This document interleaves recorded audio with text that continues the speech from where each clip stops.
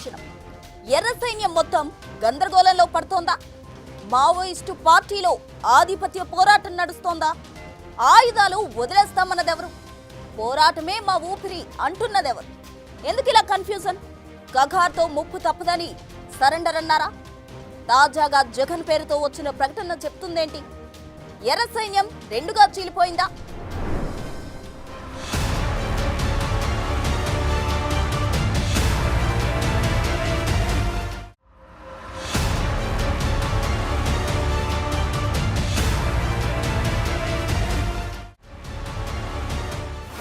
ఎర్ర సైన్యం రెండుగా చీలిపోయిందా? సరెండర్ అవుతామని కొందరు, పోరాటమే ఊపిరి అని మరికొందరు, ఆయుధాలు వదిలేస్తామని ఇంకొందరు, చావో రేవో ఉద్యమంలోనే అని కొందరు. పోటీ స్టేట్మెంట్లకు కారణమేంటి? మావోయిస్ట్ పార్టీలో అసలేం జరుగుతోంది? రైట్, అడవిలో అన్నలు ఎవరికి వారే అన్నట్లుగా మారిపోతున్నారు. సేనాధిపతి లేని సైన్యం ఎలా ఉంటుందో ఈ ఎర్ర సైన్యం కూడా అలాగే మారిపోయింది. అగ్రనాయకులంతా ఎన్కౌంటర్స్ లో హతమైపోయారు. నడిపించేవారు లేరు, నడిచేవారు లేరు. ఇంకోవైపు 1,00,000 మంది బలగాలతో ఆపరేషన్ కగార్ అడవుల్ని జల్లెడపడుతూ ఉంటే ఎన్కౌంటర్ లేదంటే సరెండర్ తప్ప ఏమీ చెయ్యలేకపోతున్నారు. ఇంతలోనే మావోయిస్టుల్లో పెద్ద సమస్య వచ్చిపడింది. సెప్టెంబర్ 16న మావోయిస్టు పార్టీ అధికార ప్రతినిధి అభయ్ అలియాస్ సోను అలియాస్ మల్లోజుల వేణుగోపాల్ పేరుతో ఒక ప్రకటన రిలీజ్ అయింది. దాని సారాంశం ఏంటంటే, మావోయిస్టులందరం ఆయుధాలు వదిలేస్తాం, సరెండర్ అవుతాం, ఉద్యమాన్ని ఆపేస్తున్నాం, నెల రోజులు కాల్పుల విరమణ ఇవ్వండి, చర్చలకు పిలవండి అన్నారు. అంతేకాదు, ప్రజాభిప్రాయాలు పంచుకునేందుకు ఫేస్బుక్, ఈమెయిల్ ఐడీలను జతచేశారు. నిజానికి మావోయిస్టులు గతంలో ఎన్నడూ ఇలా చేసిన దాఖలాలు లేవు. మరి ఎందుకిలా చేశారని అప్పుడే పెద్ద డౌట్లు వచ్చాయి. ఏ ప్రజల కోసమైతే అడవుల బాట పట్టారో జనంలోనే ఉండి ప్రజా పోరాటాలు చేయాలన్న దిశగా ఆ ప్రకటన ఉంది. సీన్ కట్ చేస్తే ఇప్పుడు మరో ప్రకటన. తాత్కాలిక సాయుధ పోరాట విరమణపై తెలంగాణ రాష్ట్ర కమిటీ నుంచి మరో ప్రకటన వచ్చింది. సోను అలియాస్ అభయ్ పేరుతో వచ్చిన ప్రకటన వ్యక్తిగతమని మావోయిస్టు పార్టీ అధికార ప్రతినిధి జగన్ పేరిట మరో లేఖ రిలీజ్ అయింది. ఈ లేఖలో సాయుధ పోరాటం ఆపడం లేదంటూ ప్రస్తావించారు. సోను పేరుతో వచ్చిన ప్రకటనపై గరం అవుతున్నారు. సోను అలియాస్ అభయ్ తీరుపై ఆగ్రహం వ్యక్తం చేస్తున్నారు. లొంగిపోవాలని ఉంటే పార్టీ అనుమతి తీసుకుని లొంగిపోవచ్చని, కానీ అందరూ సరెండర్ అవుతారని ఏకపక్షంగా ఎలా ప్రకటిస్తారన్న ప్రశ్నలు తెరపైకి వచ్చాయి. 2024లో పొలిటికల్ బ్యూరో విడుదల చేసిన సెక్యులర్ అమలు చేయడమే తమ లక్ష్యమంటున్నారు. సోను ప్రకటన మావోయిస్టు పార్టీ అధికారిక నిర్ణయం కాదని, ఆ స్టేట్మెంట్ ను విప్లవకారులెవరూ అధికారిక ప్రకటనగా గుర్తించవద్దంటూ లెటర్ రిలీజ్ చేశారు. సో ఈ మొత్తం మ్యాటర్ చెబుతున్నదేంటంటే, మావోయిస్టుల్లోనే ఆధిపత్య పోరాటాలు నడుస్తున్నాయా, కోవర్ట్ ఆపరేషన్లు కొనసాగుతున్నాయా అన్నది హాట్ డిబేట్ గా మారింది. ఎందుకంటే మల్లోజుల వేణుగోపాల్ లీడ్ పొజిషన్ ఆశించారు. కానీ మావోయిస్టు పార్టీ కేంద్ర కమిటీ కార్యదర్శిగా తిప్పిరి తిరుపతి అలియాస్ దేవ్జీకి అవకాశం దక్కింది. కరీంనగర్ జిల్లాకు చెందిన ఈ దళిత నాయకుడు 1983లో నక్సల్స్ లో చేరాడు. సో ఇప్పుడు పోటాపోటీ లేఖల వెనుక మావోయిస్టు వర్గాల్లో రాజకీయం నడుస్తోందా అన్న చర్చ జరుగుతోంది. వీటికి తోడు కోవర్ట్ ఆపరేషన్ కూడా సొంతింట్లోనే ఉందన్న పాయింట్ తెరపైకి వస్తోంది. ఇది అన్నల్లో ఆధిపత్య పోరు తారస్థాయికి చేరిందన్న విషయాన్ని హైలైట్ చేస్తోంది. ఈ రోజు ఈ విధంగా దొరకబండ కాడ కూర్చొని దారుకుంటా పోతూ నేను ఇంకా చాలా గొప్పగా ఉన్నా, చాలా ఉన్నతంగా ఉన్నా అని మాట్లాడితే అది ఎట్లయితుంది? చేత కాకపోతే చేస్తే బయటికి వస్తా అంటే ఎవ్వరేమన్నారు. నీ వచ్చినా నన్ను కొట్టిందా, నన్ను చంపిందా, నన్ను గుర్తిందా? ఇప్పటికే బస్తర్ ఏఓబీలో మావోయిస్టుల ఆపరేషన్స్ 50% తగ్గాయి. ఉలుకు లేదు, పలుకు లేదు. అలజడి లేదు, పోరాటం లేదు, ఎక్కడి వారు అక్కడే అన్నట్లుగా ఉండిపోతున్నారు. ఎందుకంటే క్యాడర్ కు ఏ స్ట్రాటజీ ఫాలో అవ్వాలి అన్న కన్ఫ్యూజన్ లో ఉన్నారు. మావోయిస్ట్ పార్టీలో ఆధిపత్య పోరాటాలు కొత్తవి కాదు. 2004 నుంచి అంతా చూస్తూ వస్తున్నవే. కానీ ప్రస్తుత సంక్షోభం మునుపటి కంటే తీవ్రమైందిగా మారింది. ఒకవైపు భద్రతా బలగాల ఒత్తిడి కొనసాగుతోంది. వరుస ఎన్కౌంటర్లు, సరెండర్లు పెద్ద ఎత్తున సాగుతున్నాయి. ఈ ఏడాది 240కి పైగా మావోయిస్టులు హతమయ్యారు. వీరి జాడను కోవట్టులుగా మారిన కొందరు ఇస్తున్నారా అన్న చర్చ జరుగుతోంది.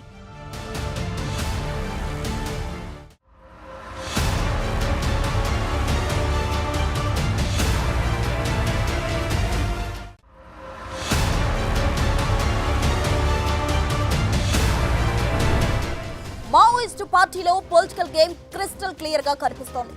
ఓవైపు తిప్పని తిరుపతి వర్గం, ఇంకోవైపు మల్లోజుల వేణుగోపాల్ వర్గంగా మారిపోయింది. వరుసగా సరెండర్లు, కిషన్ జీ భార్య సుజాతక్క లొంగిపోవడం, ఆయుధాలు వదిలేస్తున్నామంటూ అభయ్ పేరుతో లేఖ బయటికి రావడం, ఇవన్నీ వరుసగా ఒకదాని తర్వాత మరొకటి గేమ్ ను మార్చేశాయి. ఆ సీక్రెట్స్ అన్ని డీకోడ్ అవుతున్నాయి.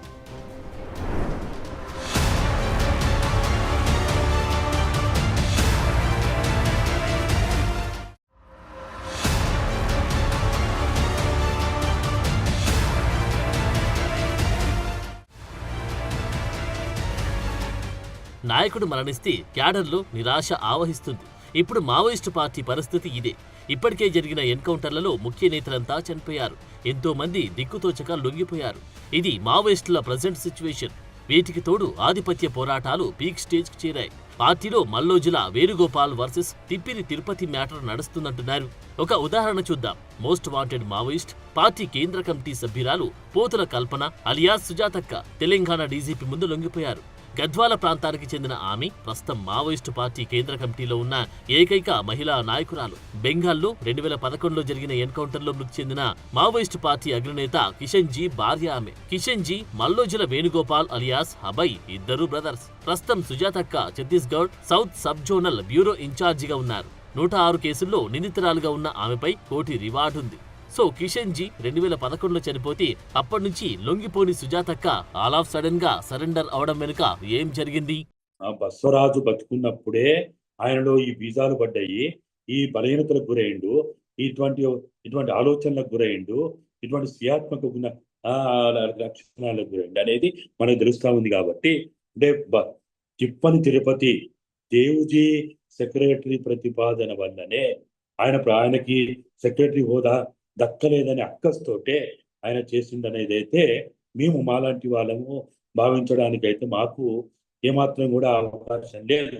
మావోయిస్టు పార్టీ ఇప్పుడు తలో దిక్కుగా మారడం వెనుక జరిగిందేంటంటే మే 21న ఛత్తీస్గఢ్ అబూజ్మడ్ అభయారణ్యంలో బసవరాజు అలియాస్ నంబాల కేశవరావు ఎన్కౌంటర్ అయ్యాడు. అతడితో పాటు మరో 27 మంది మావోయిస్టులు హతమయ్యారు. నంబాల మరణంతో మావోయిస్టు పార్టీ ఒక్కసారిగా కుదేలైంది. ప్రధాన కార్యదర్శి హతమవడంతో క్యాడర్ కన్ఫ్యూజన్ లో పడింది. 2018లో నంబాల జనరల్ సెక్రటరీగా ఎన్నికయ్యాడు. అతని నాయకత్వంలో పార్టీ పీపుల్స్ వార్ స్ట్రాటజీని మార్చి రీఆర్గనైజేషన్, సెంట్రలైజ్డ్ డెసిషన్ మేకింగ్ పై ఫోకస్ పెట్టింది. నంబాల కేశవరావు వరంగల్లో ఇంజనీరింగ్ విద్యార్థిగా ఉన్నప్పుడు హాస్టల్లో గొడవ జరిగితే ఓ విద్యార్థిని చంపేసి అజ్ఞాతంలోకి వెళ్లాడన్నది రిటైర్డ్ పోలీస్ అధికారులు చెప్పే మాట. సరే, నంబాల మరణం తర్వాత సెంట్రల్ కమిటీ మీటింగ్లు ఆగిపోయాయి. ఇది లీడర్షిప్ గ్యాప్ సృష్టించింది. భూపతి దేవ్జీ అలియాస్ తిరుపతి, అభయ్ అలియాస్ మల్లోజుల వేణుగోపాల్ మధ్య పగ్గాలు ఎవరికి అన్న చర్చ జరిగి చివరికి తిప్పిరి తిరుపతి ఎంపికయ్యారు. అభయ్ అలియాస్ మల్లోజుల వేణుగోపాల్ కు సెంట్రల్ కమిటీ అధికార ప్రతినిధిగా అవకాశం ఇచ్చారు. ఇది మల్లోజుల వర్గానికి రుచించలేదంటారు. దండకారణ్య ప్రాంతం కావచ్చు, తీవ్రమైనటువంటి ఆందోళనకు గురైనమాట వాస్తవం. అయితే మల్లోజుల వేణుగోపాలు లోపడిపోవడం కానీ బయటికి రావడం కానీ ఆయన దాదాపుగా 80 దశకంలో ఆయన పార్టీలోకి పోయిందనేది అందరు చెప్తున్నటువంటి విషయం. అయితే ఇప్పుడు ఏదైతే గత కొంతకాలంగా ఆయన పార్టీకి దూరంగా ఉన్నాడనో, ఆయన వ్యక్తిగత స్వీయాత్మక బలహీనతలకు గురైంది అనేది ఇప్పుడు మనకు అందుతున్న సమాచారం బట్టి తెలుస్తా ఉన్నది.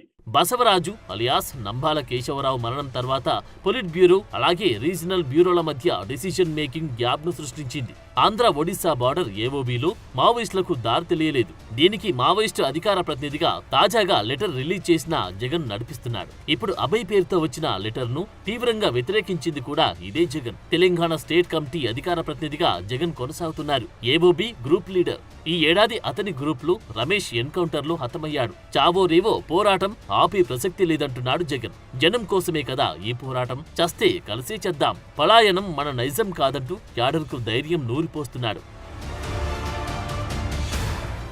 మావోయిస్టు సెంట్రల్ కమిటీలో పొలిట్ బ్యూరో, రీజనల్ బ్యూరోలు, స్టేట్ కమిటీలు, జోనల్ కమిటీలున్నాయి. ఇప్పుడు ఇవన్నీ ఒక్కతాటిపై లేవు అని చెప్పడానికి మొన్నటి అభయ్ పేరుతో వచ్చిన సరెండర్ లేఖ ఒకటి. కిషన్జీ భార్య సుజాతక్క ఆల్ ఆఫ్ సడన్ గా లొంగుబాటు మరొకటి కారణాలుగా కనిపిస్తున్నాయి. వ్యూహాత్మకంగానే ఇలా సరెండర్లు కొనసాగుతున్నాయన్న చర్చ కూడా మావోయిస్టుల్లో నడుస్తుంది. అటు మావోయిస్టుల్లో ఎవరు కొత్తగా చేరేలా లేరు. రిక్రూట్మెంట్లు పూర్తిగా ఆగిపోయాయి. మావోయిస్టు పార్టీ ఎంతో బలంగా ఉన్న ఛత్తీస్గఢ్ లో చాలా వీక్ అయింది. మహారాష్ట్రలోని 1-2 జిల్లాలు, ఆంధ్ర ఒడిశా సరిహద్దులో కూడా ఈ మధ్య కాలంలో బలహీనపడింది. స్ట్రాటజీలు లేవు, కోఆర్డినేషన్ లేదు. పైగా ఆధిపత్య పోరాటాలతో ఎర్ర సైన్యం అంతా గందరగోళంగా ఉంది. సో భద్రతా దళాలకు కూడా ఇదో అవకాశంగా మారింది. మావోయిస్టుల్లో ఆధిపత్యం, నిరాశ, విభజన ఉన్నప్పుడే క్లోజ్ చేయాలని అనుకుంటున్నాయి. అందుకే కూంబింగ్ పెంచాయి. ఆపరేషన్ కగార్ హైపిచ్ లో నడుస్తుంది. 2026 మార్చి నాటికి మ్యాటర్ ముగించేయాలన్నది కేంద్ర ప్రభుత్వ లక్ష్యం.